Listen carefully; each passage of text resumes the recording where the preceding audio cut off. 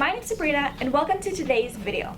I'm going to show you how to take better jewelry photos. Here's what you'll need: a camera or phone, a source of good light, a polishing cloth, a clean background, and sticky tack. Don't forget to polish jewelry to remove any fingerprints or dirt you don't want to show up in the picture. It also helps to make jewelry shine at its best. Natural light is ideal, but if you don't have access to a window or going outside, light boxes are great tools to have. They can be bought online or you can make them with materials found at any home improvement store. For regular product photos, most people use a plain white background. We have a necklace stand, but laying the jewelry flat works as well. Sometimes jewelry doesn't stay put, so you may need to use sticky tack to keep it in place. You don't need a flashy camera, but if you are using a phone, try to use the manual settings to get the perfect results. It's best to learn what your phone is capable of by doing a little research beforehand. If you feel up to doing editorial photos, try searching for ideas on sites like Pinterest and Instagram. They're full of product photography ideas, and they're a great way to understand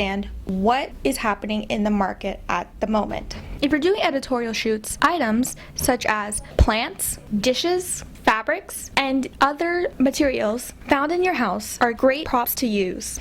Learning the basics of photography and the elements and the principles of design are also great ways to see what works best for you and your brand. Thanks for watching today's video. I hope you found it helpful. Be sure to click the subscribe button if you want to see more content like this. If you want to follow us on social media, we're going to leave the links below. Thank you very much, and until next time, bye!